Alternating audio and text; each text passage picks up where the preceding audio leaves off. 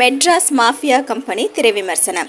Anandraj, Samyuktha, Deepa, சசிலயா, Munishkanth, rams மற்றும் பலர் நடிப்புல ஏஎஸ் முகுந்தன் இயக்கத்துல ஸ்ரீகாந்த் தேவா இசையில வெளிவந்திருக்கும் படம் தான் மெட்ராஸ் மாஃபியா கம்பெனி.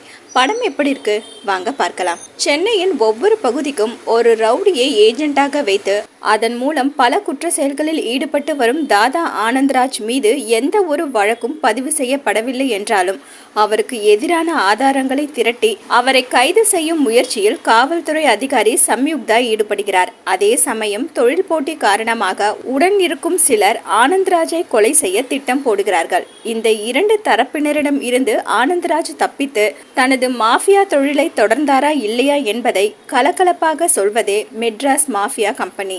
வில்லனாக மிரட்டிவிட்டு தற்போது நகைச்சுவை நடிகராக சிரிக்க வைத்துக் கொண்டிருக்கும் ஆனந்த்ராஜ் இந்த படத்தில் வில்லத்தனமான நடிப்பு மூலம் மிரட்டவும் செய்கிறார்.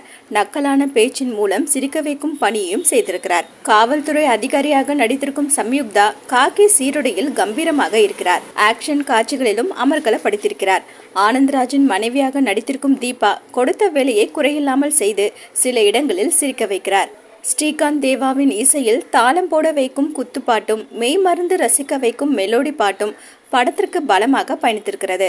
ஒளிப்பதிவாளர் அசோக்ராஜின் கேமரா காட்சிகளை கலர்ஃபுல்லாக படமாக்கி படத்தின் தரத்தை உயர்த்திருக்கிறது. திரைக்கதை எழுதி இயக்கியிருக்கும் ஏஎஸ் முகுந்தன் கதையாசிரியரின் கருத்து சீரியஸானதாக இருந்தாலும் அதை கமர்ஷியல் காமெடி ஜானர் மூலம் சொல்ல முயற்சித்திருக்கிறார். ஆனந்த்ராஜ் என்ற நடிகரை கதையின் ஹீரோவாக வைத்துக்கொண்டு காமெடி படமாக மட்டுமின்றி மக்களுக்கு கருத்து சொல்லும் விதமாகவும் திரைக்கதையை கையாண்டிருக்கும் இயக்குனர் ஏஎஸ் முகுந்தன் அனைத்து விதமான கமர்ஷியல் அம்சங்களையும் சேர்த்து பார்வையாளர்களுக்கு பொழுதுபோக்கு விருந்து படைத்திருக்கிறார். மொத்தத்தில் மெட்ராஸ் மாஃபியா கம்பெனி லாபம் அடையும்.